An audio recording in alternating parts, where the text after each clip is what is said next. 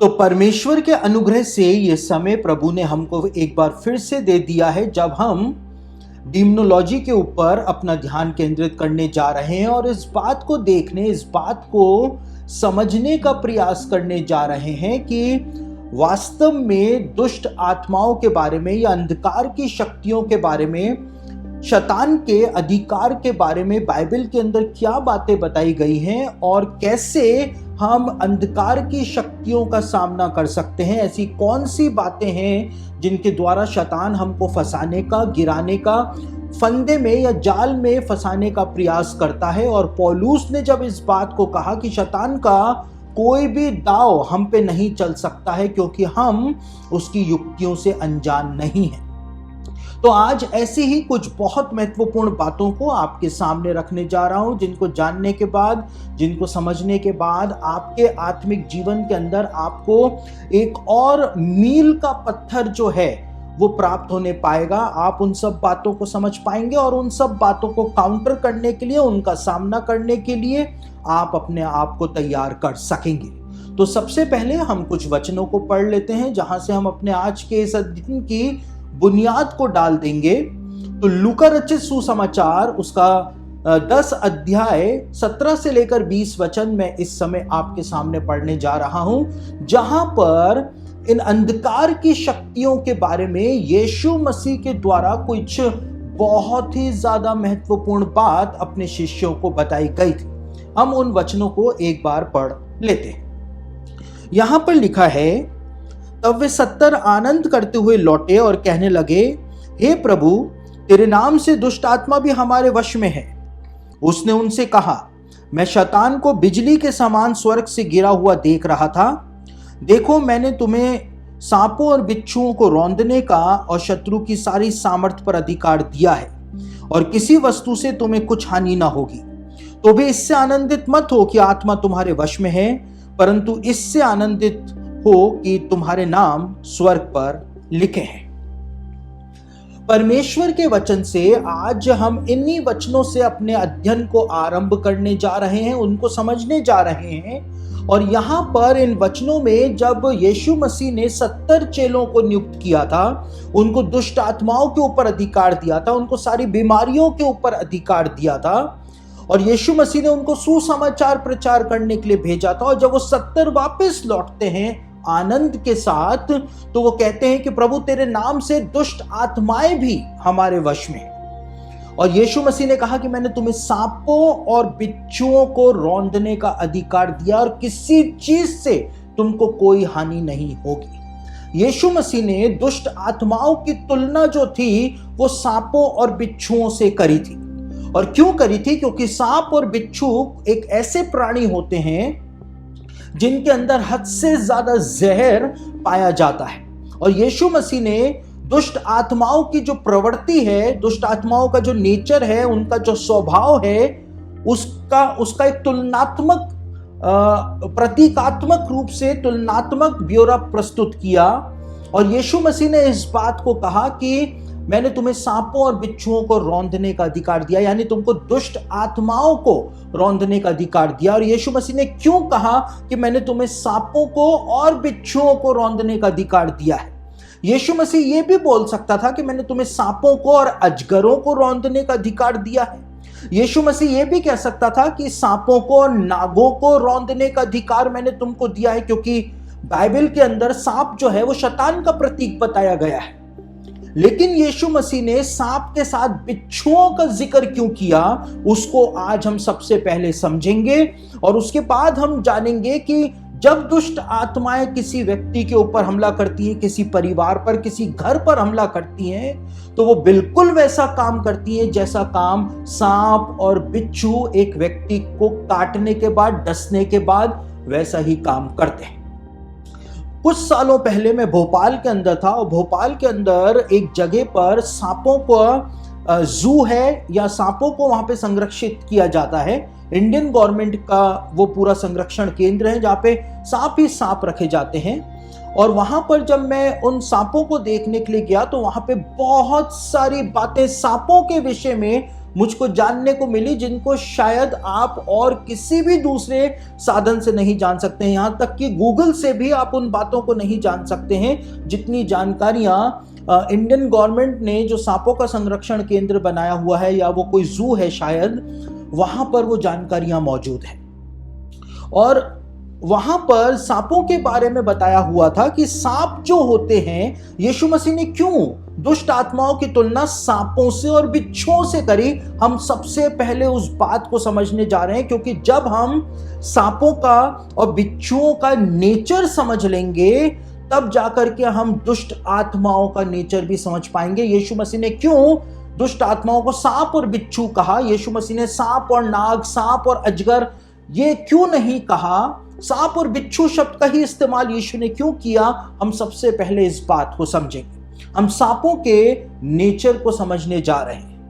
और मैं भोपाल के अंदर बीते समय जब था तो वहां पर सांपों के बारे में जो जानकारी लिखी हुई थी, मैं उसको अपने साथ में लेकर के आया, और उस जानकारी में इस बात को बताया हुआ था कि सांप जो होते हैं उनको रंग दिखाई नहीं देते हैं, वो कलर ब्लाइंड होते हैं।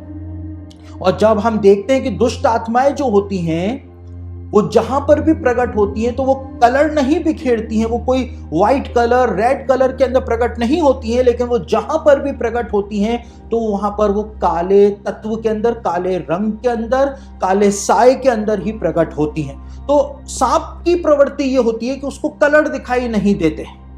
उसके बाद वहां पर बताया हुआ था कि सांप जो होता है वो सिर्फ पास का ही देख सकता है, सांप जो है वो दूर का नहीं देख पाता है।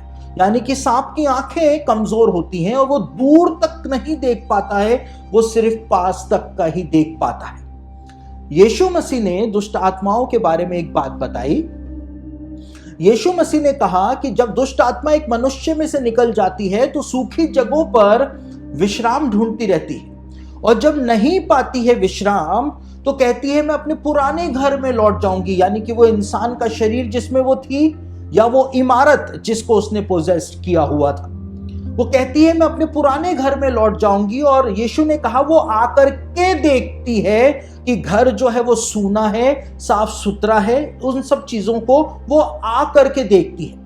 जिन सूखी जगहों पर वो भटक रही थी वहां से वो उस घर को नहीं देख पाती है।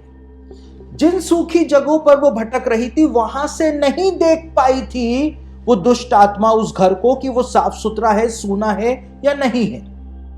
लेकिन उसको आना पड़ता है। जैसे सांप की प्रवृत्ति है, सांप के लिए बताया जाता है कि सांप जो है वो दूर का नहीं देख पाते हैं, उसी प्रकार दुष्ट आत्माएं जो हैं वो दूर से कुछ चीज नहीं देख पाती हैं, उनको उस चीज को देखने के लिए नजदीक आना पड़ता है। उनकी आंखें जो हैं वो कमजोर होती हैं। यीशु ने क्यों दुष्ट आत्माओं की तुलना सांपों और बिच्छुओं से की थी, हम सबसे पहले इस बात को समझ रहे हैं। उसके बाद वहां पर इस बात को बताया हुआ था कि सांप जो होता है वो तापमान के अकॉर्डिंग शिकार करता है।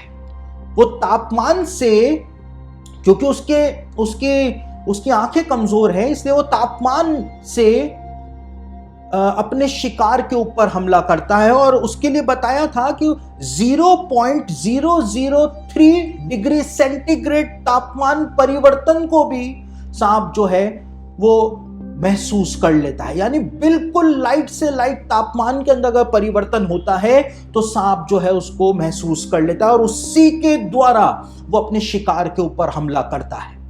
और दुष्ट आत्माओं के लिए जैसा हम अध्ययन कर रहे हैं, मैंने आपको बताया कि दुष्ट आत्मा जिस जगह पर होती है, उसकी प्रेजेंस होती है, तो वहां पे तापमान के अंदर परिवर्तन आना शुरू हो जाता है, तापमान गिरना शुरू हो जाता है। वहां पर ठंड ही ठंड महसूस होने लगती है, रोंगटे खड़े हो जाते हैं। क्यों ऐसा होता है? क्योंकि दुष्ट आत्मा जो है वो तापमान परिवर्तन करती है। जैसे सांप तापमान परिवर्तन को महसूस करके अपने शिकार पर हमला करता है, वैसे ही दुष्ट आत्माएं जो हैं तापमान परिवर्तन करके अपने शिकार के ऊपर हमला करती हैं।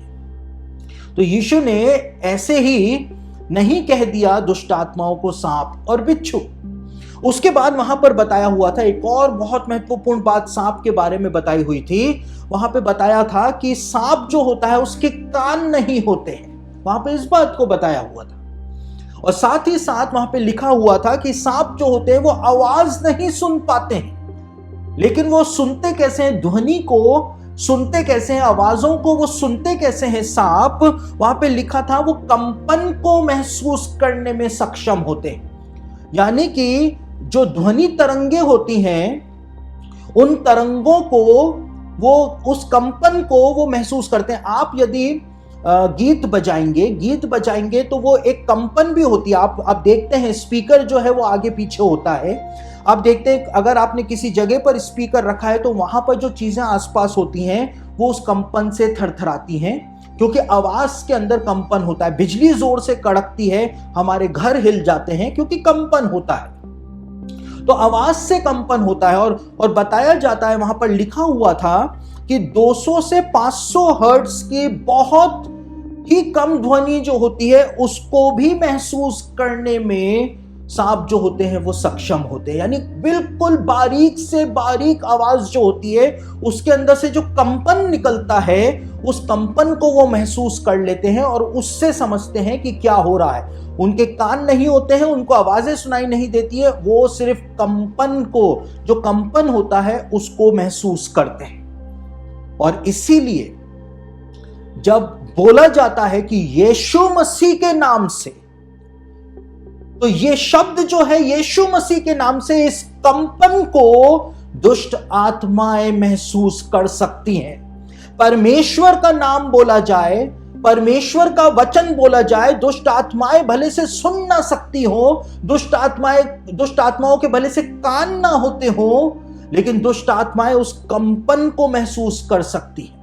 और इसीलिए देखिए आजकल क्या होता है, किसी भी चर्च के अंदर या किसी भी सभा के अंदर जब दुष्ट आत्माओं को निकालने के लिए लाया जाता है तो लोग जोर जोर से चिल्लाते हैं। वो सोचते हैं जितना जोर से दुष्ट आत्मा के ऊपर चिल्लाएंगे कि यीशु के नाम से निकल, उतना ही दुष्ट आत्मा डर के मारे निकल जाएगी। लेकिन दुष्ट आत्मा जो है, अगर आप उसको बिल्कुल धीमे बोलेंगे, यहां पे लिखा है सांप जो होता है वो 200 से 500 हर्ट्ज की बिल्कुल धीमी आवाज को भी कंपन के द्वारा सुन लेता है, महसूस कर लेता है। तो अगर आप सिर्फ मन में भी बोल देंगे, मुंह से सिर्फ इतना आपने बोल दिया यीशु के नाम से, तो भी दुष्ट आत्माओं को समझ में आ जाएगा कि उनको वहां से जाना ही जाना है। क्यों? क्योंकि यीशु ने दुष्ट आत्माओं की तुलना सांपों से की थी। यीशु मसीह उनकी प्रवृत्ति को समझा रहा था। मैंने तुम्हें सांपों और बिच्छुओं को रौंदने का अधिकार दिया है, किसी भी बात से तुमको कोई हानि नहीं होगी। यीशु ने उनकी प्रवृत्ति को बता दिया था, उनके नेचर को यीशु ने अपने शिष्यों के सामने रख दिया था। तो जब आप बोलें धीमे से भी, अगर किसी दुष्ट आत्मा ग्रसित को बोलेंगे कि यीशु के नाम से इसमें से निकल जा, तो उसको वो कंपन महसूस हो जाएगा। वो स्वर्गीय कंपन है, वो जो कंपन है, जो यीशु मसीह के नाम का जो कंपन होता है, जो ध्वनि तरंगे निकलती हैं, वो ध्वनि तरंगों को दुष्ट आत्माएं जानती हैं और वो उस ध्वनि तरंग से डरती हैं और इसीलिए वो वहां से भागने की करती है। तो जो सांपों की प्रवृत्ति है वो हमारे सामने आ जाती है। और वहां पे बताया हुआ था, जो सांपों का संरक्षण केंद्र था उसके अंदर बताया हुआ था कि दुनिया के अंदर चाहे कोई सी भी जगह हो, कोई सा भी देश हो, लेकिन सांप जो है वो हमेशा से ही डरावने माने जाते रहे। उनसे लोग डरते ही डरते हैं, जैसे दुष्ट आत्माओं से लोग डरते हैं। और चाहे कोई सी भी जगह हो, दुष्ट आत्माएं हर जगह मौजूद होती हैं। साथ ही साथ ये रेगिस्तान के अंदर रहते हैं सांप। सांप जो होते हैं वो जहां पे नमी वाला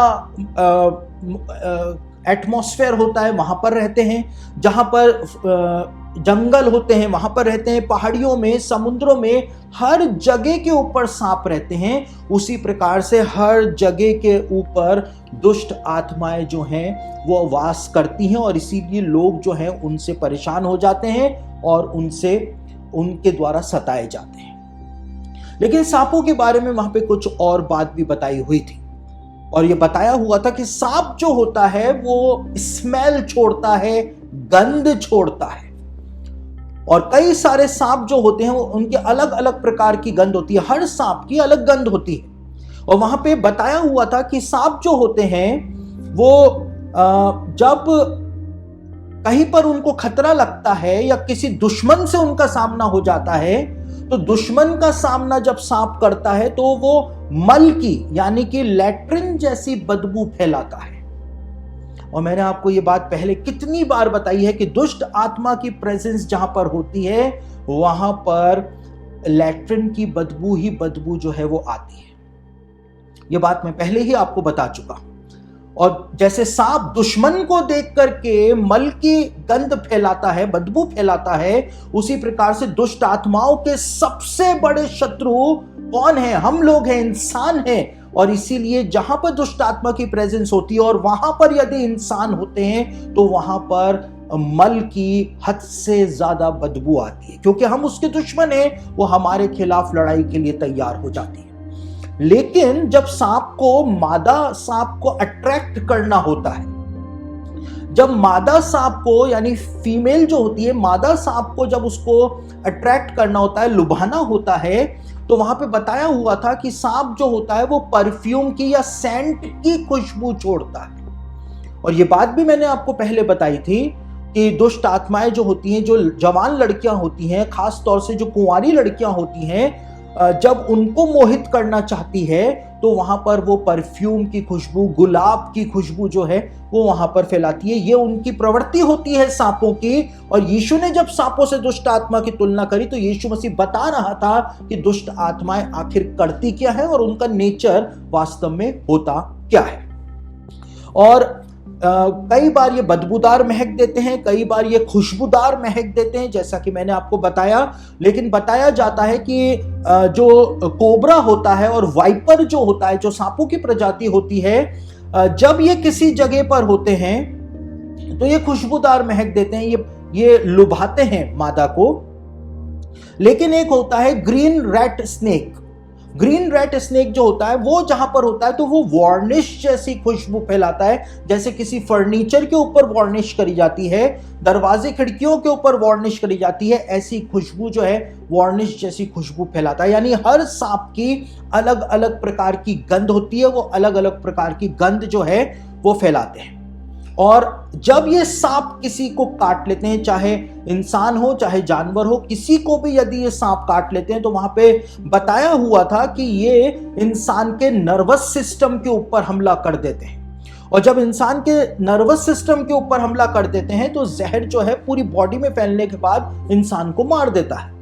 और साथ ही साथ जब ये किसी को काट लेते हैं तो इंसान का जो ब्लड सर्कुलेशन का सिस्टम होता है उसको भी ये प्रभावित कर देता है, इनका जहर। और इनका जहर एकदम से नहीं लेकिन धीमे धीमे करके पूरी बॉडी के अंदर फैलता चला जाता है। तो उसी प्रकार से दुष्ट आत्माएं जो होती हैं वो काम करती हैं, वो इंसान के नर्वस सिस्टम को ब्रेक डाउन करने का कोशिश करती हैं, इंसान के ब्लड सर्कुलेशन को प्रभावित करती हैं, बीपी हाई कर देती हैं, या जो ब्लड फ्लो होता है उसको रोकने की कोशिश करती हैं। इंसान जो है वो बेहोश होकर के वहां पर गिर जाता है। तो वही काम जो सांप के जहर से होता है वही काम दुष्ट आत्माएं इंसान के साथ करती हैं। लेकिन यीशु मसीह ने सिर्फ सांपों के बारे में नहीं, लेकिन यीशु मसीह ने दुष्ट आत्माओं की तुलना बिच्छुओं से भी करी थी। और पूरी दुनिया के अंदर 2000 प्रकार की प्रजातियां पाई जाती हैं बिच्छुओं की, अलग अलग प्रकार के बिच्छू पाए जाते हैं। अमेरिका के अंदर जो बिच्छू पाए जाते हैं, अधिकतर जो बिच्छू होते हैं वो हानिकारक नहीं होते हैं। इसलिए मेयो क्लिनिक जो है अमेरिका की, मेयो क्लिनिक ने इस बात को बताया है कि अगर अमेरिकन्स को अमेरिका के अंदर बिच्छू काट जाए तो कोई भी परेशानी की बात नहीं है, क्योंकि वहां के बिच्छू ज्यादा खतरनाक नहीं होते हैं। लेकिन भारत के, नेपाल के और श्रीलंका के जो बिच्छू होते हैं वो सबसे ज्यादा घातक बिच्छू होते हैं, क्योंकि भारत के अंदर वो कहावत चलती है कि बिच्छू का कांटा जो होता है वो पानी भी नहीं मांगता है। तो कई बार हो सकता है कि आपको किसी बिच्छू ने काट लिया हो और आपको कुछ नहीं हुआ हो, तो 2000 प्रकार के बिच्छुओं की प्रजातियां पाई जाती हैं। तो किसी ऐसे बिच्छू ने आपको काटा होगा जिसके अंदर उस तरह का घातक जहर ना हो। लेकिन भारत के अंदर जो अधिकतर जो बिच्छू पाए जाते हैं उनको इंडियन रेड स्कॉर्पियन कहा जाता है। और ऐसा बताया जाता है कि ये एक बार किसी को काट लें तो बचने की गुंजाइश ही नहीं है। और जो भी दवाइयां दी जाती हैं उन दवाइयों में, चाहे अस्पताल में इलाज करा लिया जाए, व्यक्ति की 4% ही चांसेस होते हैं बचने के, व्यक्ति जो है वो बच ही नहीं पाता है, उसकी इंस्टेंट मौत जो है वो हो जाती है। यीशु मसीह ने कहा मैंने तुम्हें सांपों और बिच्छुओं को रौंदने का अधिकार दिया है। क्यों यीशु मसीह ने इस बात को कहा? क्यों कहा? इंडियन स्कॉर्पियन जो होते हैं वो खतरनाक होते हैं, ब्राजील के खतरनाक होते हैं, अरेबियन स्कॉर्पियन खतरनाक होते हैं। इसीलिए लिखा है कि परमेश्वर ने तुमको उन बिच्छुओं से भी बचाया जिनको काटने से, जलने वाले बिच्छुओं से तुमको बचाया था परमेश्वर ने, जब वो तुमको मिस्र से छुड़ा करके कनान देश की तरफ लेकर के जा रहा था। तो जलने वाले बिच्छुओं को क्या मतलब है? उनके काटने से जो जहर फैलता है उससे शरीर के अंदर ऐसा लगता है मानो शरीर जो है वो जल रहा है। तो अरेबियन स्कॉर्पियन जो होते हैं वो भी बहुत खतरनाक होते हैं, और ब्राजील के भी बहुत ज्यादा खतरनाक होते हैं। और साथ ही साथ में जो अमेज़न के अंदर जो बिच्छू पाए जाते हैं उनके लिए बताया जाता है कि वो भी बहुत ही ज्यादा खतरनाक होते हैं, और कोई इलाज ही नहीं हो पाता है यदि वो एक बार किसी को काट ले। तो यीशु मसीह ने सांप और अजगर से, सांप और नाग से दुष्ट आत्माओं की तुलना नहीं करी, लेकिन यीशु मसीह ने कहा मैंने तुम्हें सांपों और बिच्छुओं को रौंदने का अधिकार दिया है।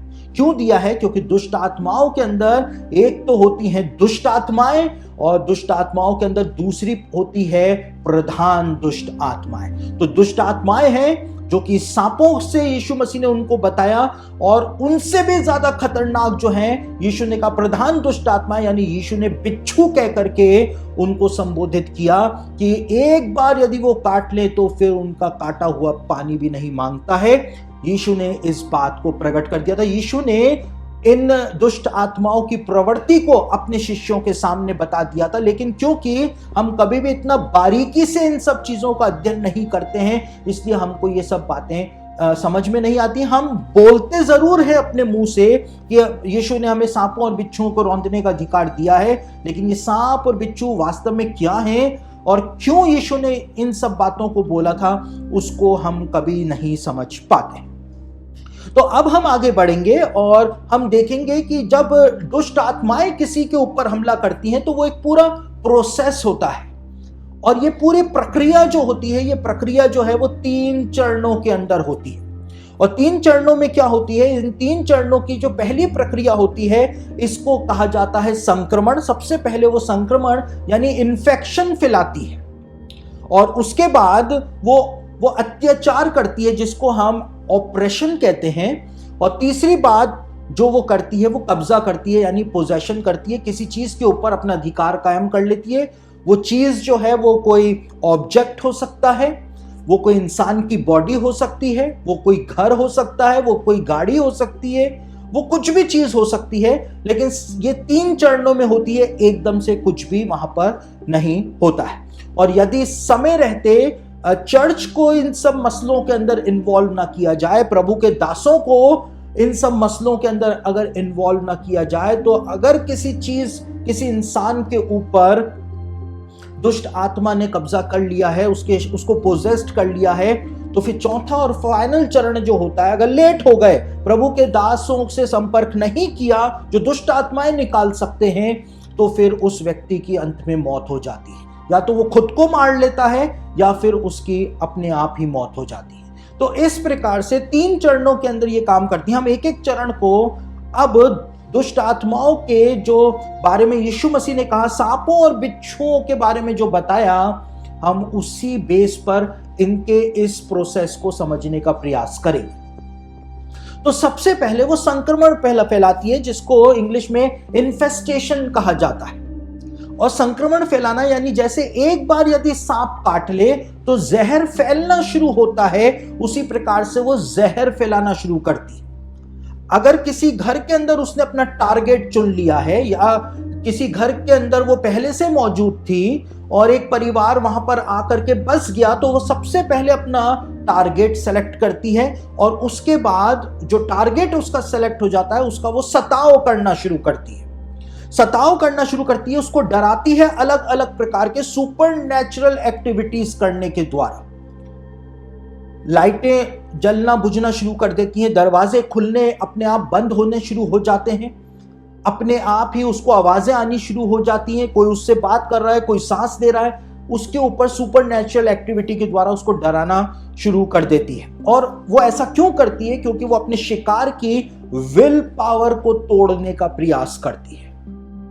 मैं आगे आने वाले लेसन्स में आपको बताऊंगा कि हमको दुष्ट आत्माओं को कभी भी चैलेंज नहीं करना चाहिए। अगर आपके पास इतना सामर्थ्य है प्रभु का कि आप उनको चैलेंज कर पाए, तभी आप उनको चैलेंज कर सकते हैं। बाकी हमको उनको कभी भी व्यर्थ में चैलेंज नहीं करना चाहिए। यदि आप कुछ भी उनका नहीं उखाड़ सकते हैं, आपका आत्मिक जीवन के अंदर कोई वजन नहीं पाया जाता है और आप फिर भी उनको चैलेंज करने का प्रयास करते हैं, तो आप बहुत भयानक संकट के अंदर फंस सकते हैं। वो आगे आने वाले लेसन्स में मैं आपको बताऊंगा। तो वो व्यक्ति की विल पावर को कमजोर करने की कोशिश करती है और ऐसा माहौल क्रिएट करने की कोशिश करती है उस व्यक्ति के चारों तरफ कि उसका विश्वास यीशु मसीह के ऊपर से उठ जाने पाए। वो क्या करती है? वो सपने दिखाती है और सपनों के अंदर दिखाती है वो आपको कि आप दुष्ट आत्माओं के से सामना कर रहे हैं। एक दुष्ट आत्मा आपको डराती है, भयानक दुष्ट आत्मा से आपका सामना हो जाता है सपनों के अंदर, और आप यीशु मसीह का नाम भी चिल्ला रहे हैं उस दुष्ट आत्मा के सामने, लेकिन दुष्ट आत्मा को कोई असर नहीं पड़ रहा है और आप डर जाते हैं। आप उठते हैं सुबह सो करके और आप सोचते हैं कि यीशु मसीह के नाम से भी दुष्ट आत्मा नहीं भाग रही थी। मैं बाइबल के वचन उसके सामने पढ़ पढ़ के बोल रहा था, दुष्ट आत्मा नहीं भाग रही थी, क्योंकि वो ऐसा ही दिखाती है। वो क्रूस जो होता है, अगर आप क्रूस के ऊपर विश्वास करते हैं, उसको क्रूस दिखाते हैं, तो वो आपके सामने क्रूस को उल्टा कर देती है कि ये क्रूस भी मेरा कुछ नहीं बिगाड़ सकता। तो ईश्वर पर से विश्वास उठ जाए, संक्रमण फैलाती है, इन्फेस्टेशन करती है, ऐसे जहर धीमे धीमे धीमे करके फैलता है, वैसे ही वो व्यक्ति के ईश्वर के ऊपर विश्वास को तोड़ करके रख देती है, उसकी विल पावर को कमजोर करके रख देती है, उसके ऊपर इतना सताव करती है कि व्यक्ति जो है वो डर जाता है, उसको इमोशनली आघात जो है वो पहुंच जाता है कि मैं अकेला हूं और मेरी मदद तो अब यीशु मसीह भी नहीं कर सकता है। वो ऐसा सोचना शुरू कर देता है क्योंकि दुष्ट आत्मा उसको वैसा सोचने पर मजबूर कर देती है। उसके बाद जो दूसरा चरण होता है, मैंने कहा जब सांप काट जाता है तो ये नर्वस सिस्टम के ऊपर इसका जहर जो है वो हमला करता है और जो हमारे बॉडी के अंदर ब्लड फ्लो होता है उसको भी ये बाधित करता है। तो अब दुष्ट आत्मा जब सेकंड मोड में आती है तो उसको कहते हैं अत्याचार करना, यानी ऑपरेशन करना। ऑपरेशन नहीं, ऑपरेशन यानी कि अत्याचार करना। और ये नर्वस सिस्टम को बाधित करती है, इंसान के सोचने समझने की शक्ति को कंट्रोल करना शुरू कर देती है, इंसान को वही सुचवाती है जो इसको सुचवाना होता है, इंसान को ये मेंटल जैसी हालात में लेकर के आ जाती है, इंसान पागलों जैसी हरकतें करना शुरू कर देता है। ये इंसान को विजन्स दिखाती है। कौन से विजन्स दिखाती है? जिस चीज को आप देखना नहीं चाहते। एक बहुत बड़े डीमनोलॉजिस्ट हुए, दोनों हस्बैंड वाइफ थे, जिनके बारे में मैं कई बार आपको बता चुका हूं। हॉलीवुड में उनके ऊपर कई सारी मूवीज भी बनी हैं। उनका नाम था एड वॉरेन और लॉरेन वॉरेन। और उनकी किताब जब मैं पढ़ रहा था तो लॉरेन वॉरेन जो है वो बताती हैं कि मैं कभी भी नहीं चाहती थी कि दुष्ट आत्मा मेरे सामने अपने भयानक रूप के अंदर आए। मैं दुष्ट आत्मा को कभी देखना नहीं चाहती थी कि वो कितनी डरावनी है, मैं डरती थी। लेकिन मेरे सामने दुष्ट आत्मा अक्सर भयानक अपना चेहरा लेकर के ही आती थी। वो अपना चेहरा मुझको दिखाना चाहती थी क्योंकि उसको मेरी कमजोरी पता थी कि मैं दुष्ट आत्माओं के चेहरे को नहीं देखना चाहती हूं, तो मुझको वही वो बार बार विजन्स के अंदर दिखाती थी। कैथलिक्स के अंदर एक सेंट हैं जिनको पादरी पियो के नाम से जाना जाता है। मैंने उनकी बायोग्राफी पढ़ी है और पादरी पियो जो हैं वो इतने पवित्रता के अंदर अपना जीवन जिया करते थे। उनको संत की उपाधि भी रोमन कैथलिक मंडली ने दी है। और पादरी पियो जो थे वो इतना पवित्रता के अंदर अपना जीवन व्यतीत किया करते थे कि शैतान जो था, दुष्ट आत्मा जो थी, वो एक नेकेड लड़की उनको बार बार दिखाती थी ताकि वो अपनी पवित्रता से भटक जाए। यानी जो चीज आप देखना नहीं चाहते हैं, ये अत्याचार करती है, ये ऑपरेशन करती है कि आपको वो विजन्स दिखाए जो आप देखना नहीं चाहते, जिससे आप डरते हैं, आपको वहां पर लेकर के आती है। तो ये ऑप्रेस्ड करती है, ये नाखून मारती है। जैसा मैंने आपको बीते समय वो तस्वीरें, एक्चुअल फोटोग्राफ्स दिखाई थी कि लोगों के शरीर पे 3 नाखून मारती है और ये काट लेती है, कभी कभी अपना पूरा का पूरा पंजा जो होता है वो इंसान के शरीर के ऊपर ये बना देती है। और ऐसा होता है। तो ये होता है ऑपरेशन करना। ये आपके फाइनेंस को पूरी तरह से तबाह करके रख देगी, ताकि आप बहुत ज्यादा परेशान हो जाएं, आपकी विल पावर कमजोर हो जाए, ईश्वर पर से आपका विश्वास उठ जाए, आप इस बात को मान जाए कि यीशु मसीह मुझे नहीं बचा सकता है। और ये वो परफेक्ट टाइम होता है कि आपको सोने नहीं देती। इतना परेशानियों के अंदर आप फंसे हुए हैं, और उसके बाद रात को जब आपको नींद ना आए तो आप समझ सकते हैं कि दूसरे दिन आपका हाल क्या होगा, तीसरे दिन, चौथे दिन, पांचवें दिन, छठे दिन आपका हाल क्या होगा। ये आपके कानों में फुसफुसाएगी, आपको बोलेगी आत्महत्या कर ले, आत्महत्या कर ले, आत्महत्या कर ले। आपको निरंतर, आपको ऐसा लगेगा आपके दिमाग के अंदर कोई दूसरा आदमी घुस गया है और आपको कुछ बोल रहा है। और ऐसा होता है लोगों के साथ, उनको आवाजें सुनाई देती। और जब ये सब कुछ वो कर देगी, आपकी विल पावर कमजोर कर देगी, यीशु मसीह पर से आपका विश्वास खत्म कर देगी, और उसके बाद ये आपको इतना सताएगी कि आप सो नहीं पाए, तब फाइनल चरण शुरू होता है। और उसके बाद ये इंसान के शरीर के ऊपर कब्जा करती है, जिसको पोजेशन कहते हैं, जिसको डिमोनिक पोजेशन कहते हैं। और उसके बाद ये कब्जा करने के बाद इसका अल्टीमेट ऑब्जेक्टिव होता है कि उस व्यक्ति को या तो ये खुद जान से मार दे, और या फिर उसको ऐसा उकसाए कि वो व्यक्ति जो है वो खुद अपने सुसाइड करके मर जाए, अपने परिवार को मार दे, और उसके बाद खुद आत्महत्या करके मर जाए। तो इसका अल्टीमेट मोटिव जो है वो पूरा हो जाता है। तो इस तरह से ये डिमोनिक जो पोजेशन होते हैं उसकी प्रक्रिया होती है। सबसे एकदम से डिमोनिक पोजेशन नहीं होता है, लेकिन सबसे पहले संक्रमण फैलाती है, इन्फेस्टेशन करती है, फिर ऑपरेशन करती है, और उसके बाद ये पोजेशन करती है। तो इस तरह से इनकी प्रक्रिया होती है। इंटरनेशनल एसोसिएशन ऑफ एक्सॉर्सिस्ट जो है उसके अंदर एक एक्सॉर्सिस्ट है जिनका नाम है, रोमन कैथोलिक पादरी हैं, उनका नाम है फादर रिपर्जर। और फादर रिपर्जर अपनी किताब के अंदर इस बात को कहते हैं कि कभी कभी दुष्ट आत्मा जो है व्यक्ति के पूरे शरीर के ऊपर कब्जा नहीं कर पाती है, सारे प्रयासों के बावजूद कर ही नहीं पाती है। उस व्यक्ति का विश्वास कमजोर करने के बावजूद वो विश्वास जो है वो यीशु मसीह के ऊपर प्रबल रहता है। और इस वजह से फादर रिपर्जर कहते हैं कि उन्होंने देखा है कई सारे ऐसे केसेस में कि एक लेडी थी जो डीमन पोजेस तो थी, लेकिन उसका पूरे शरीर डीमन पोजेस नहीं था, सिर्फ इसकी जो लोअर बैक थी उसको उसने पोजेस्ड किया हुआ था। फादर रिपर्जर कहते हैं कि कई सारे केसेस में उन्होंने देखा है कि जो दुष्ट आत्मा होती है वो किसी बॉडी ऑर्गन के ऊपर कब्जा कर लेती है, लेकिन पूरे शरीर के ऊपर वो कब्जा नहीं कर पाती है, क्योंकि उस व्यक्ति का विश्वास यीशु मसीह के ऊपर इतना ज्यादा मजबूत होता है। तो जब एक्सोर्सिज्म किया जाता है तो उस पर्टिकुलर ऑर्गन को छोड़ करके वो दुष्ट आत्मा जाती है। इस प्रकार से फादर रिपर्जर ने अपनी किताब के अंदर बताया है। तो दुष्ट आत्माओं का पोजेशन जो है वो यीशु मसीह ने कहा था वो सांप और बिच्छुओं की तरह है। अगर प्रधान दुष्ट आत्मा आ गई और समय रहते कुछ नहीं किया तो फिर बचने का कोई चांस ही नहीं है। और यदि दुष्ट आत्मा आ गई तो इलाज तो है, लेकिन अगर इलाज कराने में देरी कर दी तो वो जहर, जैसे सांप का जहर जो है वो जान ले लेता है अगर देरी हो जाए, उसी प्रकार से अगर समय रहते प्रभु के दासों से संपर्क ना किया जाए और दुष्ट आत्मा को निकाला ना जाए तो अंत में उस व्यक्ति की जाकर के मृत्यु हो जाती है। तो इस प्रकार से होता है।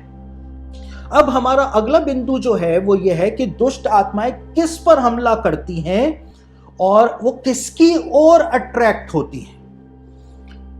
हर किसी की ओर वो अट्रैक्ट नहीं होती है।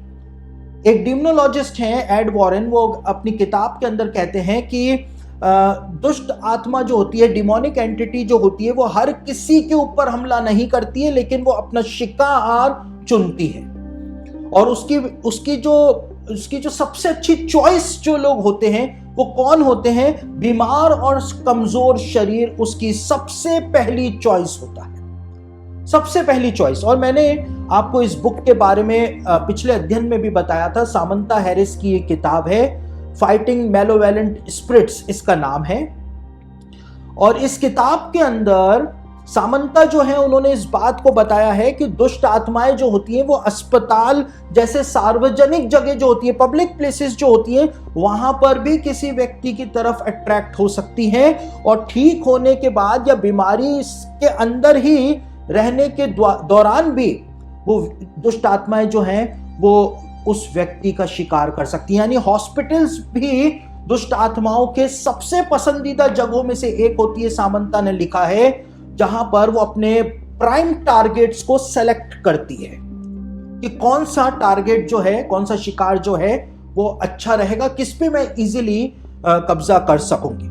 और यही वो वजह थी जिसके बारे में मैंने बीता अध्ययन जो आपको दिया था डीमनोलॉजी पर, जो कई महीने पहले मैंने जो अध्ययन आपको दिया था, उसके अंदर भी मैंने आपको ये इस सत्य से रूबरू कराया था कि जो कमजोर शरीर होता है, जो बीमार शरीर होता है, वो सबसे ज्यादा खतरे में होता है कि दुष्ट आत्माएं उस शरीर के ऊपर हमला करें। और परमेश्वर नहीं चाहता था कि इंसान का शरीर कमजोर रहे।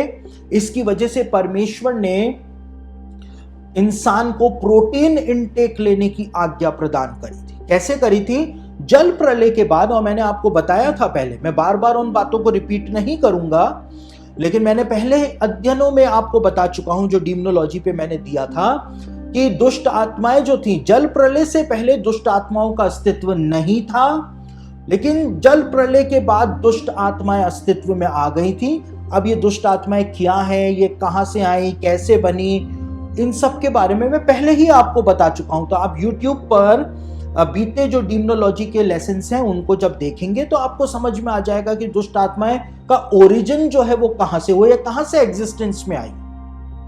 तो जल प्रलय से पहले दुष्ट आत्माओं का अस्तित्व नहीं था, लेकिन जल प्रलय के बाद दुष्ट आत्माएं जो है वो अस्तित्व में आ गई थी। और जैसे ही दुष्ट आत्माएं अस्तित्व के अंदर आई थी, परमेश्वर ने नूह और उसके परिवार को एक आज्ञा प्रदान करी थी उत्पत्ति की पुस्तक 9वें अध्याय के अंदर कि अब मैं तुमको मांस खाने के लिए भी दे रहा हूं।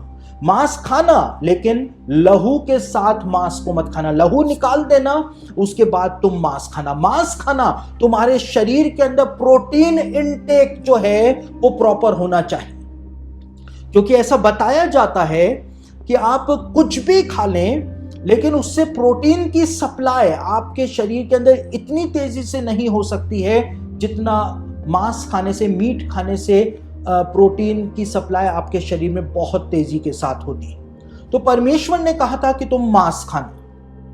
क्यों? क्योंकि अब एक कुछ ऐसे प्राणी अस्तित्व में आ चुके थे जल प्रलय के बाद जो इंसान के कमजोर शरीर के ऊपर हमला करेंगे। और जब इंसान के कमजोर शरीर के ऊपर हमला करेंगे, क्योंकि वो प्रोटीन ही है जो इंसान के शरीर को मजबूत बना करके रखता है। हमारे नाखून बनते हैं प्रोटीन से, हमारे बाल बनते हैं प्रोटीन से, हर एक चीज शरीर के अंदर जो होती है वो प्रोटीन से बनती है। तो इस वजह से परमेश्वर ने कहा था तुम प्रोटीन को खाना। और इसीलिए हम जब आगे बढ़ते हैं बाइबल के अंदर, तो जो याजक और लेवी लोग ठहराए गए थे, जो इजराइल की तरफ से आत्मिक युद्ध लड़ा करते थे दुष्ट आत्माओं के साथ, उनकी जो प्रतिदिन की खुराक परमेश्वर ने बनाई थी, वो परमेश्वर ने मांस को ही उनके प्रतिदिन की खुराक बनाया था। यानी हाई प्रोटीन डाइट परमेश्वर ने उनको दी थी। एलिया का जब इनकाउंटर होने वाला था बाल के नबियों के साथ, अशेरा के नबियों के साथ, तो एलिया को परमेश्वर ने लंबे समय तक कौवे को भेज करके प्रतिदिन मांस खिलाया था, जबकि उस समय इजराइल के अंदर अकाल पड़ा हुआ था। लेकिन एलिया को प्रोटीन की सप्लाई प्रॉपर होनी चाहिए, क्योंकि अब वो आत्मिक युद्ध लड़ने जा रहा है। तो इस बात को हम देखते हैं बाइबल के अंदर, बार बार देखते हैं, बार बार हम इस बात को देखते हैं कि बाइबल के अंदर प्रोटीन इनटेक की बात की गई है। और क्यों की गई है? क्योंकि जब हमारा शरीर मजबूत रहेगा, जब हमारे शरीर के अंदर बल रहेगा, हम कमजोर नहीं होंगे, तो दुष्ट आत्मा हमारे शरीर के ऊपर कब्जा नहीं कर पाएगी। और इसीलिए परमेश्वर ने कहा था कि तुम मांस खाना।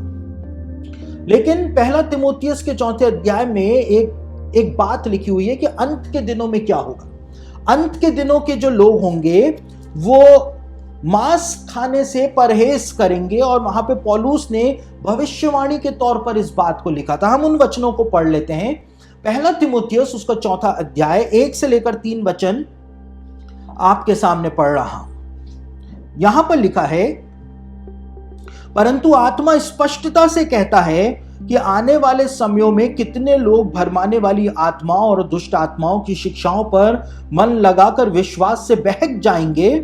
यह उन झूठे मनुष्यों के कपट के कारण होगा जिनका विवेक मानो जलते हुए लोहे से दागा गया है, जो विवाह करने से रोकेंगे और भोजन की कुछ वस्तुओं से परे रहने की आज्ञा देंगे, जिन्हें परमेश्वर ने इसलिए सृजा कि विश्वासी और सत्य के पहचानने वाले इन्हें धन्यवाद के साथ खाएं। यहां पे पौलुस कहता है, पवित्र आत्मा इस बात को साफ साफ शब्दों में कहता है कि अंत के दिनों में कितने लोग भरमाने वाली आत्माओं और दुष्ट आत्माओं की शिक्षाओं पर मन लगाकर अपने मूल विश्वास से भटक जाएंगे। और ये लोग कौन होंगे? ये वो होंगे जिनका विवेक जलते हुए लोहे से दागा गया है। शरीर के किसी भी अंग को, किसी भी भाग को जलते हुए गर्म लोहे से आप दाग दें तो क्या होगा? जिस जगह पर गर्म लोहा लगाया जाएगा उस जगह से, शरीर के उस जगह से दर्द का सेंसेशन हमेशा हमेशा के लिए खत्म हो जाएगा। यदि वहां पर लग भी जाए, वहां से खून भी निकलता रहे, तो भी व्यक्ति को दर्द का एहसास नहीं होगा। उसी प्रकार से पौलुस कहता है कि ऐसे लोग हैं जिनका विवेक ही मानो जलते हुए लोहे से दाग दिया गया है। उनको कोई सेंस होता ही नहीं है कि क्या गलत है क्या सही है। और ये लोग कौन है? ये विवाह करने से रोकेंगे और भोजन की कुछ वस्तुओं से परे रहने की आज्ञा देंगे। भोजन की कुछ वस्तुओं से परे रहने की आज्ञा देंगे। ओरिजिनल ग्रीक न्यू टेस्टामेंट पढ़ें तो वहां पर लिखा है कि वो मांस से, मीट से परे रहने की आज्ञा देंगे कि मांस मत खाओ। और यहां पे पौलुस लिखता है कि मांस को परमेश्वर ने इसलिए सृजा कि विश्वासी और सत्य को पहचानने वाले, जो सत्य को जानते हैं, पहचानते हैं कि परमेश्वर ने मांस खाने की आज्ञा जल प्रलय के बाद आखिर क्यों दी थी, सत्य को पहचानने वाले उसको धन्यवाद के साथ खाते हैं। पौलुस ने लिखा, क्योंकि तुम्हारे शरीर के अंदर प्रोटीन की सप्लाई प्रॉपर होनी चाहिए। अगर प्रोटीन की सप्लाई प्रॉपर नहीं है तो तुम्हारे शरीर कमजोर होता चला जाएगा और तुम दुष्ट आत्माओं के प्राइम टारगेट बन जाओगे, क्योंकि वो बीमार और कमजोर शरीर के ऊपर हमला करती है। तो दुष्ट आत्माएं जो हैं वो अट्रैक्ट होती हैं, और एकदम से हर किसी व्यक्ति की तरफ अट्रैक्ट नहीं होती हैं, लेकिन वो अपना शिकार चुनती हैं। और बीमार और कमजोर शरीर जो होता है वो उनका सबसे पहली चॉइस होती है कि वो उसके ऊपर हमला करके उसके शरीर पर कब्जा करना चाहती है। उसके बाद जब हम आगे बढ़ते हैं तो बताया जाता है कि जो नेगेटिव इमोशंस होते हैं, कुछ लोग होते हैं जो हमेशा नेगेटिव ही सोचते रहते हैं, नेगेटिव ही सोचते रहते हैं। दुष्ट आत्माएं जो है ऐसे लोगों की तरफ भी अट्रैक्ट होती है। वो कभी पॉजिटिव सोच ही नहीं पाते हैं, तो दुष्ट आत्माएं ऐसे लोगों की तरफ भी अट्रैक्ट होती हैं। और इस किताब के अंदर सामंता हैरिस कहती है कि कभी कभी दुष्ट आत्माएं किसी व्यक्ति का जो ऑरा होता है या उसकी जो पर्सनैलिटी होती है उसकी तरफ भी आकर्षित हो जाती है। कैसे हो जाती हैं? अगर आप खुद को कंट्रोल नहीं करेंगे तो कोई दूसरा आपको कंट्रोल करेगा। कई बार ऐसा होता है कि पति जब अपने शराबी पति जो होता है वो अपनी पत्नी को मारता है तो उसको आनंद मिलता है, उसको संतोष मिलता है। वो अपने बच्चों को मारता है तो उसको खुशी मिलती है। बच्चों को तंग करके, बच्चों को मार के जब पत्नी चिल्लाती है, बच्चे चिल्लाते हैं, उसको खुशी मिलती है। कई बार ऐसा होता है, जैसे हम अखबारों के अंदर भी पढ़ते हैं कि मासूम बच्चियों से बलात्कार करके उनको मार देते हैं। कई सारी मासूम बच्चियों से बलात्कार करके उनको मार दिया क्योंकि उनकी चीखें सुनने में उनको अच्छा लगता है, उनको मारने में उनको अच्छा लगता है। तो ऐसा व्यक्ति जो होता है उसके लिए डिमोनोलॉजिस्ट एड वॉरेन अपनी किताब में लिखते हैं कि ऐसे व्यक्ति के चारों ओर एक प्रकार का काला साया जो है अपने आप बनना शुरू हो जाता है। और एड वॉरेन कहते हैं कि जैसे शार्क मछली खून की तरफ खिंचती है, ऐसे ही जो दुष्ट आत्माएं होती हैं उस काले तत्व की तरफ खिंचती हैं और आकर के उस व्यक्ति को पोजेस्ट कर लेती है। तो इस तरह से भी लोग जो हैं दुष्ट आत्माओं को अपनी तरफ अट्रैक्ट कर सकते हैं। सुसाइड की इच्छा करते रहना, आत्महत्या करने की इच्छा करते रहना, वो दुष्ट आत्माओं को अट्रैक्ट करती है। साथ ही पियक्कड़पन जब हद से ज्यादा बढ़ जाता है तो फिर वो दुष्ट आत्माओं के पोजेशन का भी एक कारण बन जाता है। देखिए, पुराने समय में कहा जाता था पियक्कड़ों के लिए कि पहले तो आदमी शराब पीता है, बाद में शराब आदमी को पीती है। क्यों पीती है? क्योंकि पहले तो आदमी शराब पी रहा है, इंसान शराब पी रहा है, लेकिन जब वो पियक्कड़पन हद से ज्यादा बढ़ गया तो वो एडिक्शन जो है उस पर दुष्ट आत्मा अधिकार कर लेती है। और अब इंसान शराब नहीं पीता है, लेकिन अंदर बैठ करके वो दुष्ट आत्मा पीती चली जाती है। आदमी छोड़ना चाहता है, इसको पता है इसके बच्चे बर्बाद हो गए, इसका घर बर्बाद हो गया, नौकरी छूट गई, ये छोड़ नहीं पाता है। क्यों नहीं छोड़ पाता है? क्योंकि अंदर दुष्ट आत्मा बैठ करके अब पी रही है और ये उसके पोजेशन का कारण हो जाता है। मैंने कई सारे ऐसे लोगों को देखा है जिनको हेपेटाइटिस हो गया, जिनके लंग्स खराब हो गए, लेकिन वो पीना नहीं छोड़ पा रहे। उनको पता है कि ये शराब उनके लिए जहर है, लेकिन वो उसको पीना नहीं छोड़ पा रहे हैं और पीते पीते ही वो मर गए, लेकिन वो उसको पीना नहीं छोड़ पा रहे क्योंकि वो दुष्ट आत्मा का पोजेशन है। तो अलग अलग तरीके से दुष्ट आत्माएं जो हैं वो एक व्यक्ति की तरफ अट्रैक्ट होती है। ये एडिक्शन जो है वो अट्रैक्ट करता है। जो पॉर्न मूवीज होती हैं, किसी को पॉर्न देखने की इतनी आदत होती है कि वो गंदी अश्लील चीजों को जब देखता रहता है तो आंखों से ही दुष्ट आत्मा जो है वो अंदर प्रवेश कर जाती है। तो हमको कितना सावधान रहना है। और ऐसे प्रवेश नहीं करती है कि एकदम से ही प्रवेश कर गई। मैंने कहा वो संक्रमण फैलाती है, उसके बाद वो अत्याचार करती है, उसके बाद फाइनल पोजेशन में जाती है, और अगर समय रहते इलाज न लिया जाए, प्रभु के दासों को ना बुलाया जाए, तो वो पोजेशन जो है फिर वो जान लेकर के ही जाता है। एड्स की बीमारी लोगों को हो जाती है। उसके बाद ऐसा बताया जाता है कि लॉ ऑफ अट्रैक्शन और लॉ ऑफ इन्विटेशन होता है, जो दुष्ट आत्माओं को अट्रैक्ट करता है या दुष्ट आत्माओं को निमंत्रण देता है। तो सबसे पहले हम लॉ ऑफ अट्रैक्शन को देखते हैं कि लॉ ऑफ अट्रैक्शन क्या है, दुष्ट आत्माओं को अट्रैक्ट करने वाला नियम क्या है, जिसके द्वारा लोग खुद ही दुष्ट आत्माओं को अट्रैक्ट कर लेते हैं।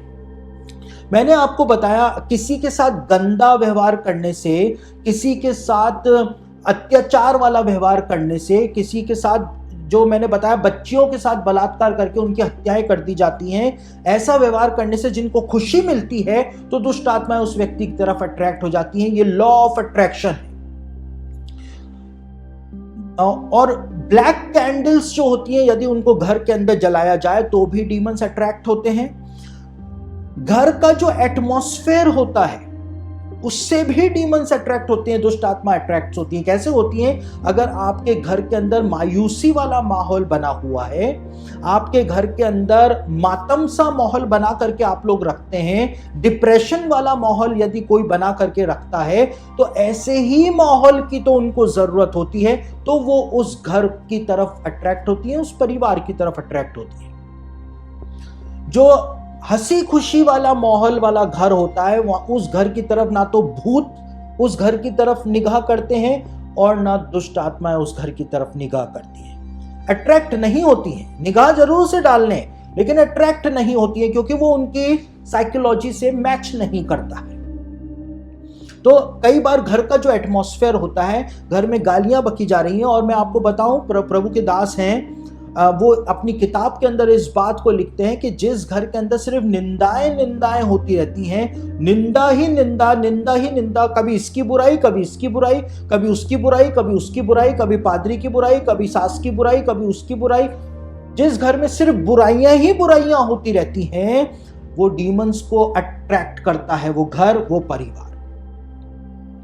उसके बाद जो अननेचुरल सेक्सुअल एक्टिविटीज होती हैं, अननेचुरल सेक्सुअल एक्टिविटीज का मतलब है कि जहां पर समलैंगिकता जिन घरों में की जाती है, यानी होमोसेक्सुअलिटी जिन घरों के अंदर होती है, परिवारों के अंदर होती है, या पीडोफीलिया जो होता है बच्चों के साथ, जहां पर गलत संबंध बनाए जाते हैं, जिस घर में या नेक्रोफीलिया होता है। नेक्रोफीलिया का मतलब होता है कि लाश के साथ दुष्कर्म किया जाता है जिन घरों के अंदर, या बीस्टियलिटी होती है यानी कि जानवरों के साथ जहां पर कुकर्म किया जाता है जिन घरों पर, वो घर जो है वो अट्रैक्ट करते हैं दुष्ट आत्माओं को, क्योंकि दुष्ट आत्माएं भी यही करना चाहती हैं, यही करती हैं, और इसीलिए वो जगह, वो लोग जो होते हैं वो अपनी तरफ दुष्ट आत्माओं को अट्रैक्ट कर लेते हैं और उसके बाद वो उस जाल के अंदर फंस जाते हैं। तो ये होता है लॉ ऑफ अट्रैक्शन, अट्रैक्ट करना दुष्ट आत्माओं को खुद की तरफ। दूसरा होता है लॉ ऑफ इन्विटेशन, उनको इनवाइट करना। एड वॉरेन अपनी किताब के अंदर कहते हैं कि बाइबल में लिखा है मांगो तो तुम्हें दिया जाएगा। तो कई सारे लोग पवित्र आत्मा तो नहीं लेकिन दुष्ट आत्मा मांगते हैं, वो उसको इनवाइट करते हैं। तो मांगो तो तुम्हें दिया जाएगा, ये यूनिवर्सल लॉ है। तो जो तुमने मांगा वो तुमको दे दिया जाएगा परमेश्वर की ओर से भी। तो कई बार लोग जो होते हैं घर के अंदर जादू टोना करवाते हैं। फ्राइडे के दिन बाबा आते हैं मोर के पंख लेकर के घर के अंदर, मसीहों की बात कर रहा हूं, दूसरों से तो मेरे को कोई मतलब है भी नहीं। मोर के पंख लेकर के फ्राइडे की शाम को तो बाबा आते हैं, और संडे की सुबह मसीही लोग होली कम्युनियन लेने चर्च चले जाते हैं। लिखा हुआ है जो खाते पीते समय प्रभु की देह को ना पहचाने वो इस खाने और पीने से अपने ऊपर दंड लेकर के आता है। जादू टोना करने वालों को या तो घर बुलाते हैं, जादू टोना करने वालों के या तो पास जाते हैं। जो लोग, मैंने कहा वीजी बोर्ड का इस्तेमाल करते हैं। वीजी बोर्ड यानी दुष्ट आत्मा से बात करने वाला वो बोर्ड माना जाता है। या सैटन वर्शिप करते हैं। आजकल तो सैटन वर्शिप जो है वो इजीली लोग घरों घरों के अंदर कर रहे हैं, और मरे हुओं की आत्माओं को बुला करके उनसे यदि अपने घर में बात करते हैं, या पैक्ट विद द डेविल करते हैं, शैतान के साथ कोई पैक्ट साइन करते हैं अपने खून से, तो ये होता है लॉ ऑफ इनविटेशन। आप इनवाइट कर रहे हैं।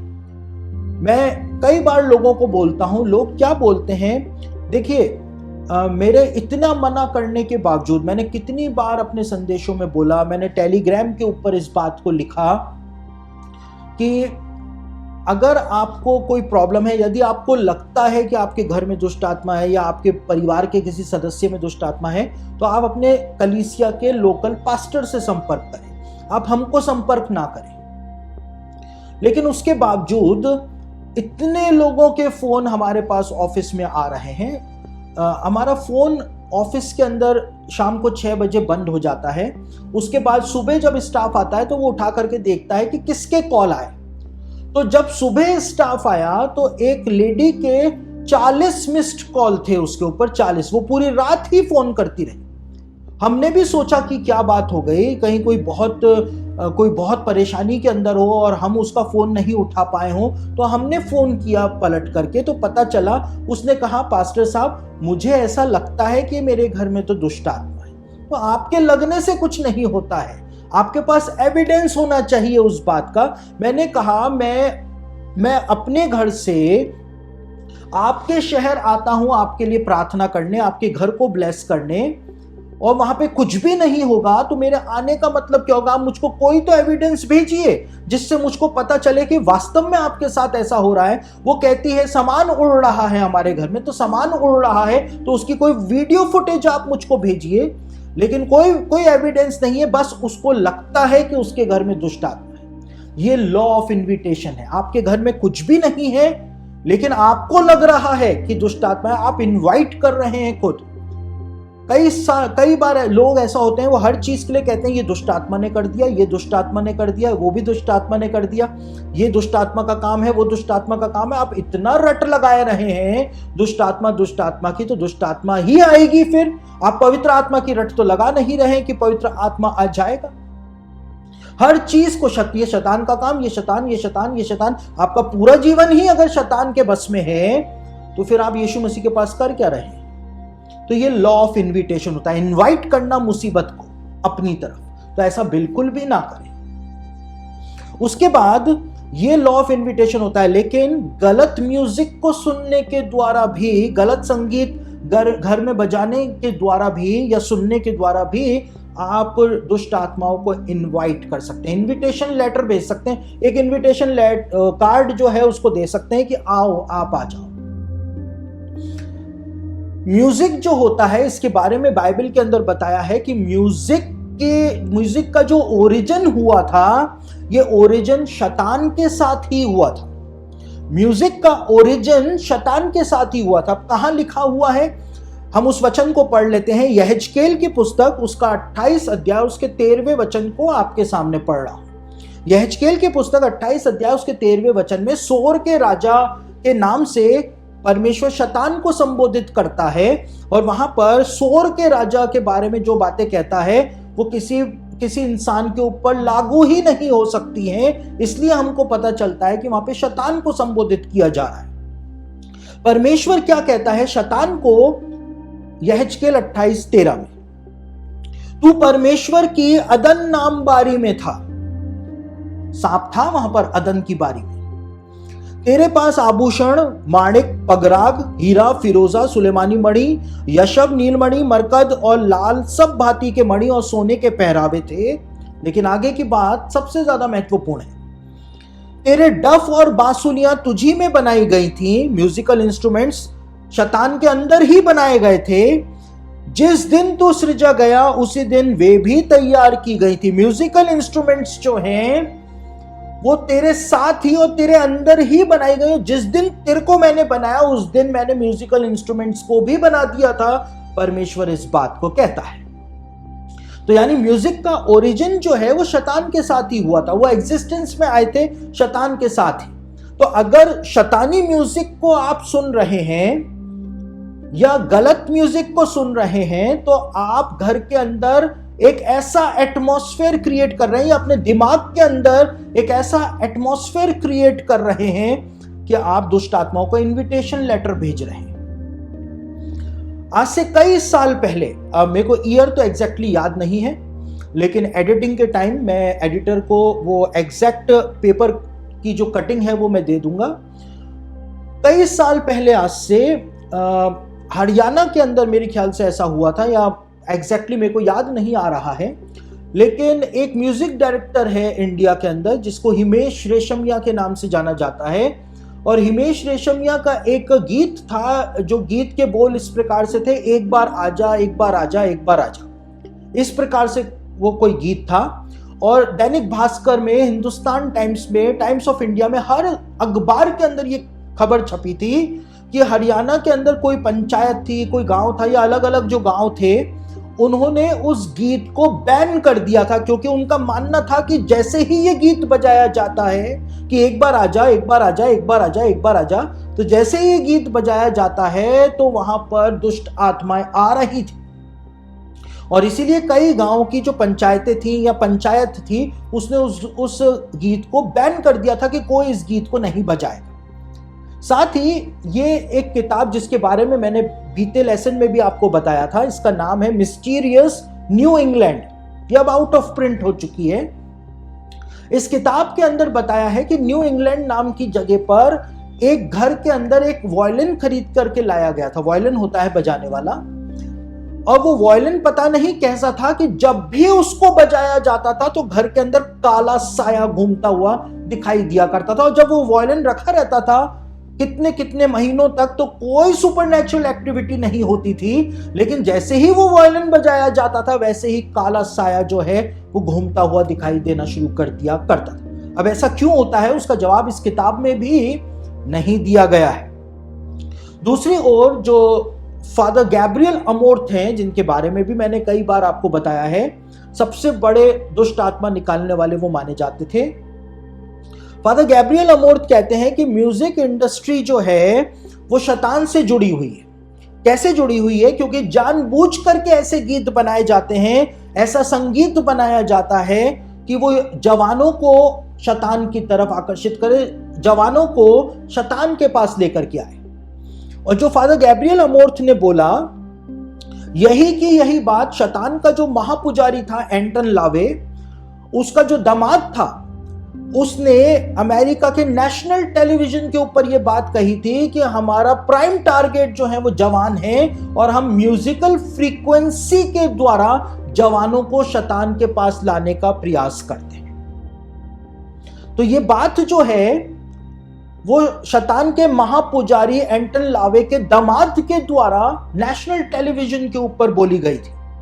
और साथ ही साथ फादर अमोर्थ अपनी किताब के अंदर इस बात को बताते हैं कि जब भी कोई एल्बम रिलीज होता है, म्यूजिक एल्बम रिलीज होता है, तो सबसे पहले उस म्यूजिक एल्बम को शैतान को डेडिकेट किया जाता है और उसके बाद उसको मार्केट के अंदर उतारा जाता है। तो मैं ये नहीं कह रहा हूं कि इंडिया के अंदर जो म्यूजिक डायरेक्टर हैं या इंडिया के अंदर जो फिल्म इंडस्ट्री है वो भी ऐसा काम करते हैं, मैं ऐसा नहीं कह रहा हूं, क्योंकि मेरे पास कोई एविडेंस नहीं है इस बात को बोलने का।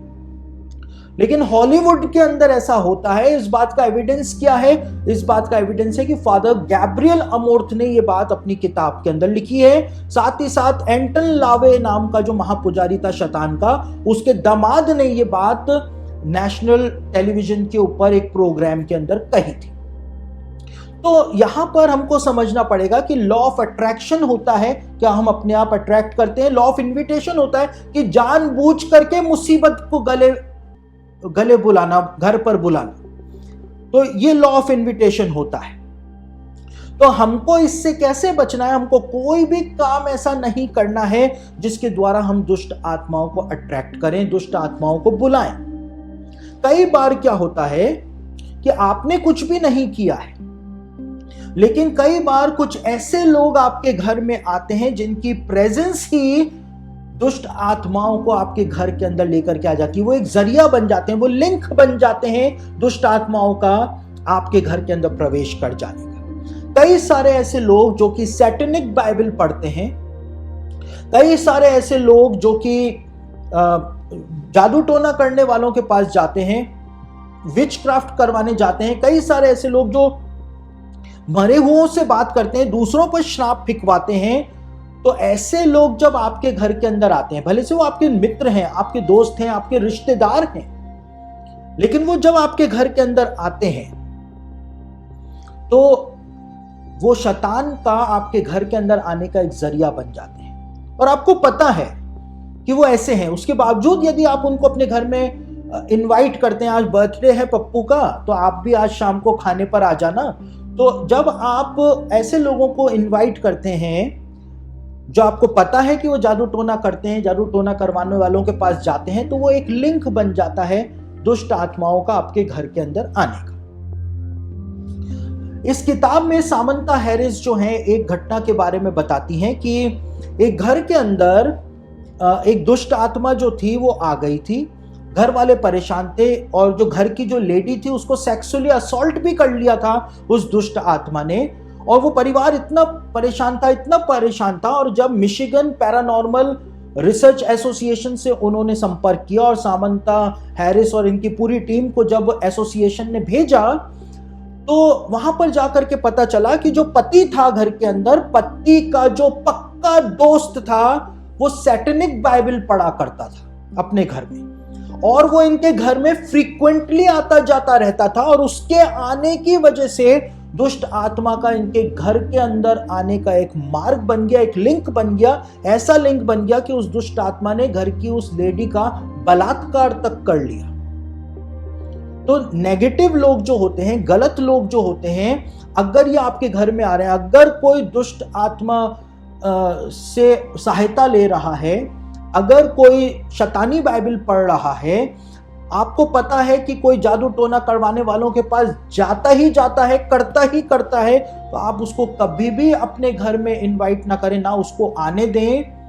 फादर गैब्रियल अमोर्थ कहते हैं कि वो रिश्तेदार जो जादू टोना करवाने वाले के पास जाते हैं या खुद ही उनको जादू टोना करना आता है, ऐसे रिश्तेदारों के ऊपर कभी भी भरोसा ना करें। चाहे उन्होंने बपतिस्मा लेकर के यीशु मसीह को वापस से ग्रहण कर लिया हो, तो भी उनके ऊपर भरोसा ना करें, फादर गैब्रियल अमोर्त ने अपनी किताब में स्पष्ट रूप से लिखा है, क्योंकि ये मानवीय स्वभाव है। आपके घर की चीजों को देख करके, आपकी खुशहाली को देख करके, आपके घर की शांति को देख करके, आपके जो घर का माहौल है उसको देख करके यदि इनको ईर्ष्या हो जाएगी तो उनका पुराना इंसान जो था जिसको उन्होंने छोड़ दिया वो वापस से एक्टिवेट हो जाता है और वो वही काम कर जाते हैं एक विश्वासी होने के बावजूद जो वो पहले किया करते थे। फादर गैब्रियल कहते हैं कि अगर आपको प्रभु के अंदर आगे बढ़ना है, आपको यीशु मसीह के अंदर आगे बढ़ना है, मजबूत बनना है और खुशहाली के साथ रहना है, तो आपको बोल्ड बनना पड़ेगा। आपको साफ साफ मना कर देना पड़ेगा, मेरे घर में आने की जरूरत नहीं है। आप प्यार से भी मना कर सकते हैं, आप टालम टोली भी कर सकते हैं, लेकिन ऐसे व्यक्ति को अपने घर में नहीं आने दें। फादर गैब्रियल अमोर्त इस बात को कहते हैं। एक और बात है जिसके बारे में जो दुष्ट आत्माओं को आपके घर में लेकर के आ सकती है। व्यवस्था विवरण उसका 7 अध्याय और उसके 26वें वचन को आपके सामने पढ़ रहा हूं। वहां पर परमेश्वर ने मूसा को एक नियम बना करके दिया था व्यवस्था में, और परमेश्वर ने कहा था इजरायलियों को कहना कि इस नियम को वो माने ही माने। व्यवस्था विवरण उसका 7 अध्याय और उसके 26वें वचन के अंदर क्या लिखा हुआ है आपके सामने पढ़ रहा हूं। और कोई घृणित वस्तु अपने घर में ना ले आना। कोई भी ऐसा ऑब्जेक्ट, कोई भी ऐसा डेकोरेटिव आइटम अपने घर में ना ले आना जो कि घृणित है, परमेश्वर की नजरों में घिनौना है, नहीं तो तू भी उसके समान नष्ट हो जाने वाली वस्तु बन जाएगा। जैसे वो वस्तु जो नाश होने वाली वस्तु है वैसा ही तू भी बन जाएगा। परमेश्वर ने कहा उसे सत्यानाश की वस्तु जानकर उससे घृणा करना और उसे कदापि ना चाहना, क्योंकि वह अशुद्ध वस्तु है। ऐसी कोई भी चीज तुम अपने घर के अंदर मत ले आना जिसका संबंध विचक्राफ्ट से हो। तुम वीजी बोर्ड घर में मत ले आना जिससे दुष्ट आत्माओं से संपर्क किया जाता है, वो घृणित वस्तु है। तुम ऐसा कोई भी डेकोरेटिव आइटम मत ले आना। तुम डेथ वर्शिप का सामान मत ले आना। डेथ वर्शिप क्या होती है? खोपड़ी, इंसानी खोपड़ी, इंसान का जो स्कल होता है।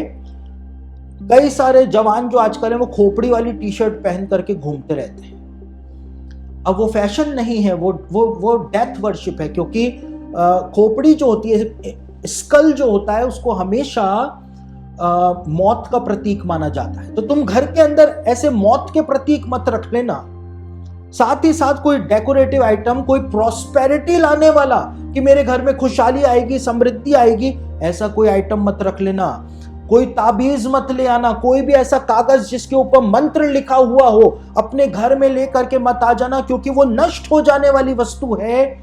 और अगर तू उसको घर में ले आया तो तू भी वैसे ही नष्ट हो जाने वाली एक वस्तु, एक ऑब्जेक्ट बन जाएगा। परमेश्वर ने कहा था तू ऐसी किसी भी चीज को घर पे मत लेकर के आ जाना। आप अपने घर को टटोलिए, अपने घर को साफ करिए। आज हमारे घर को साफ करने का समय आ गया है। देखिए, कुछ ऐसी चीज तो नहीं है जो कि बाइबल के आधारित ना हो। डेरिक प्रिंस, जिसको इस प्लैनेट अर्थ के ऊपर सबसे बड़ा बाइबल टीचर माना जाता है, डेरिक प्रिंस ने अपनी किताब के अंदर इस बात को बताया था। डेरिक प्रिंस कहते थे कि मैं परमेश्वर का इतना महान दास था, हर जगह पूरी दुनिया के अंदर प्रचार करता था, लेकिन एक कमजोरी थी कि मैं डिप्रेशन का शिकार था और मैं दूसरों के लिए प्रार्थना करता था, लेकिन वो कहते हैं कि मैं खुद ही डिप्रेशन का शिकार था। बार बार मुझको डिप्रेशन हो जाता था। और एक दिन पवित्र आत्मा ने मुझको एक पेंटिंग दिखाई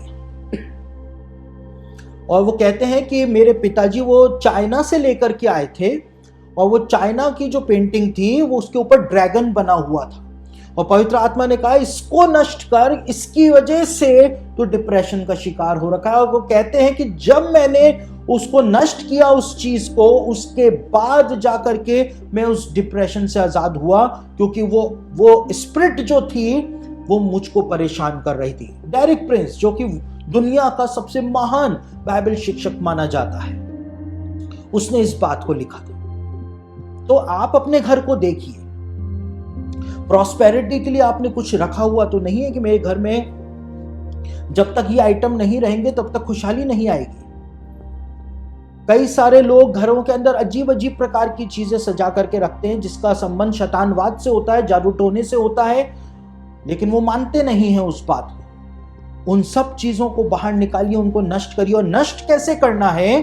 फादर रिपर्जर जो है अपनी किताब के अंदर इस बात को कहते हैं कि सबसे पहले पानी को लेकर के ब्लेस करिए, और पानी को लेकर के ब्लेस करने के बाद, ब्लेस कैसे होगा उसके लिए प्रार्थना करिए कि प्रभु आप अपना सामर्थ्य इस पानी के ऊपर उंडेल दें। कई सारे लोग कहते हैं होली वाटर का कंसेप्ट बाइबल में कहां है? तो होली वाटर का कंसेप्ट बाइबल के अंदर पाया जाता है पुराने नियम के अंदर, गिनती की किताब में पावन करने वाला जल के बारे में आप पढ़ लें तो समझ में आ जाएगा कि जब वो पावन करने वाला जल, वो होली वाटर जब अंदर जाता था तो पाप रिवील होकर के बाहर आता था। तो होली वाटर का कंसेप्ट बाइबल में है, ऐसा नहीं है कि बाइबल के बाहर की बात में आपको कुछ बोल रहा। तो फादर रिपर्जर कहते हैं कि सबसे पहले एक पानी को लेकर के ब्लेस करें, और उसके बाद वो जो भी ऑब्जेक्ट हो, चाहे डेकोरेटिव आइटम हो, चाहे कैसा भी हो, जो कि शैतानवाद से रिलेटेड हो या जादू टोने से रिलेटेड हो, समृद्धि से रिलेटेड हो, उसके ऊपर उसको छिड़क दें और उसके बाद उसको जला दें, और जलाने के बाद उसकी जो राख हो, उसकी राख ले जाकर के जमीन के अंदर गाड़ दें। अब ये तो फादर रिपर्जर के तकनीक है, लेकिन बाइबल क्या कहती है? बाइबल में भी यही बात बताई हुई है। हम बाइबल तो पढ़ते हैं नहीं, इसलिए हमको कुछ पता है भी नहीं। कहां पर बताई हुई है? उत्पत्ति की पुस्तक उसका 35 अध्याय 2 से लेकर 4 वचन में भी यही प्रक्रिया बताई हुई है। और जब याकूब इस काम को करता है अपने मामा के यहां से आने के बाद, तो क्या लिखा हुआ है? उत्पत्ति 35 अध्याय 2 से 4। तब याकूब ने अपने घराने से और उन सब से भी जो उसके संग थे कहा, हमारे बीच में जो पराये देवता हैं उन्हें निकाल फेंको और अपने अपने को शुद्ध करो और अपने वस्त्र बदल डालो और आओ हम यहां से कूच करके बेतेल को जाएं। वहां मैं ईश्वर के लिए एक वेदी बनाऊंगा, जिसने संकट के दिन मेरी सुन ली और जिस मार्ग से मैं चलता था उसमें मेरे संग रहा। सो जितने पराये देवता उनके पास थे और जितने कुंडल उनके कानों में थे, उन सबों को उन्होंने याकूब को दिया और उसने उनको उस सिंदूर वृक्ष के नीचे जो शकेम के पास है गाड़ दिया। यहां पे लिखा है वो सारी चीजें जो कि डिमोनिक थी, उनको याकूब ने सबसे कलेक्ट कर लिया और उनको एक पेड़ के नीचे ले जाकर के गाड़ दिया। लेकिन जो जूइश कमेंट्रीज हैं, जो जूइश सेजेस की कमेंट्रीज रही हैं, उनका अध्ययन जब मैंने किया तो इस बात को मैंने पाया कि वो बताते हैं कि यहां पर सिर्फ बताया हुआ है कि याकूब ने ले जाकर के उन ऑब्जेक्ट्स को गाड़ दिया था, लेकिन मिडिल ईस्ट के अंदर ये एक परंपरा हुआ करती थी कि कोई भी डिमोनिक ऑब्जेक्ट जो होता था उसको ऐसे नहीं गाड़ा जाता था, लेकिन सबसे पहले उसको जलाया जाता था और उसके बाद उसकी राख को लेकर के वहां पे गाड़ा जाता था। और जूइश सेजेस कहते हैं कि याकूब ने भी ऐसा ही किया था, इसलिए यहां पे लिखा है कि उसने उन सारे ऑब्जेक्ट्स को ले जाकर के गाड़ दिया था। तो जैसा फादर रिपर्जर बताते हैं अपनी किताब में, वैसा ही याकूब ने भी उन डिमोनिक ऑब्जेक्ट्स के साथ किया था, उनको जलाया था और उसके बाद ले जाकर के उसने उनकी राख को गाड़ दिया था, जैसा कि बताया जाता है, जैसा कि हम इसको डिस्ट्रॉय कर सकते हैं। तो यीशु मसीह ने जब इस बात को कहा कि मैंने तुम्हें सांपों और बिच्छुओं को रौंदने का और शत्रु की सारी सामर्थ पर अधिकार दिया है, तो सबसे पहले तो हमको सांपों और बिच्छुओं की प्रवृत्ति को समझना है, और उसके बाद जब हम उनकी प्रवृत्ति को समझेंगे तब जाकर के शैतान का कोई भी दाव हम पे नहीं चल सकेगा, क्योंकि हम उसकी युक्तियों से अनजान नहीं रहेंगे। हम उसकी युक्तियों से अनजान रहेंगे ही नहीं, और जब रहेंगे नहीं उसकी युक्तियों से अनजान, तब जाकर के हम उसका सामना कर पाएंगे। तो मैंने आज आपके सामने उन कुछ एक चीजों को रखा है जिनके द्वारा आप समझ सकते हैं कि ये आत्मिक युद्ध जो है वो कोई सरल चीज नहीं है। आपके खिलाफ आने वाली जो शक्तियां हैं वो क्या सोचती हैं, वो क्या करती हैं, आपका किस प्रकार से नुकसान कर सकती हैं, इस बात के बारे में आपको जानना बहुत ही ज्यादा जरूरी है। और जब आप तैयार होंगे तब आप उनका मुकाबला कर भी पाएंगे, और पवित्र आत्मा से परिपूर्ण होने के बाद आपको जोर जोर से नहीं चिल्लाना है कि यीशु के नाम से निकल, लेकिन मैंने बताया कि वो ध्वनि कंपन महसूस करती हैं। बिल्कुल धीमे से भी आपने बोल दिया, आपके आत्मिक जीवन को आपने मजबूत किया हुआ है प्रभु में, आपने बिल्कुल धीमे से भी बोल दिया तो भी वो दुष्ट आत्मा को वहां से जाना पड़ेगा, क्योंकि दुष्ट आत्मा यीशु मसीह का नाम जब हम बोलते हैं मुंह से, तो उन ध्वनि तरंगों को, उस कंपन को वो जानती हैं कि यीशु मसीह का नाम जो है वो बोला जा रहा है, प्रोक्लेम किया जा रहा है। और किसी भी दुष्ट आत्मा में इतना सामर्थ्य नहीं है कि वो यीशु मसीह के नाम का सामना कर सके। यदि आपके घरों के अंदर प्रॉब्लम है, आप अपने घर के अंदर बाइबल के वचनों को चलाएं। कितनी ऑडियो बाइबल्स यूट्यूब के ऊपर अवेलेबल हैं। मत्ती रचित सुसमाचार और यूहन्ना रचित सुसमाचार, प्रकाशित वाक्य, हिंदी के अंदर ऑडियो बाइबल जो है वो अवेलेबल है। अपने घर में आप ऑडियो बाइबल को चलाएं, परमेश्वर के वचन को आप अपने घर में चलाएंगे, वो वायुमंडल के अंदर ध्वनि तरंगे जो आपके घर के अंदर एटमॉस्फेयर है, उसके अंदर जब परमेश्वर का वचन फैलेगा तो दुष्ट आत्माएं वैसे ही वहां से रवाना होनी शुरू हो जाएंगी। आपको किसी को भी फोन करने की जरूरत फिर नहीं पड़ेगी। तो आज के मेरे संदेश को मैं यहीं पर ही रोक रहा हूं। सैटरडे संडे को एक बार फिर से हम इसी विषय के ऊपर अध्ययन करेंगे, ताकि मैं चाहता हूं ज्यादा से ज्यादा मैं आपको इस विषय के ऊपर बता दूं, ताकि बाद में मुझको वापस से इस विषय के ऊपर आपको बताने की जरूरत ना पड़ने पाए और हम दूसरे विषयों के ऊपर अध्ययन कर सके। तो इस समय मैं आप लोगों के लिए प्रार्थना करने जा रहा हूं। आप लोग यदि बीमार हैं, तकलीफ में हैं, यदि आप चाहते हैं आपके लिए प्रार्थना की जाए, आपके परिवार के लिए, आपके घर के लिए प्रार्थना की जाए, आपके फाइनेंस के लिए प्रार्थना की जाए, तो जब मैं प्रार्थना करूं उस प्रार्थना के दौरान ही आप भी अपने निवेदन परमेश्वर के सामने रखते चले जाएं, ताकि प्रभु आपकी प्रार्थनाओं का उत्तर हाँ और आमीन के साथ देने पाए। तो आइए हम लोग मिलकर के प्रार्थना करते हैं। सर्वशक्तिमान पिता परमेश्वर प्रभु, मैं आपके लोगों को जिन्होंने इतनी देर तक आपका वचन सुना है आपके सम्मुख लेकर के आता हूं।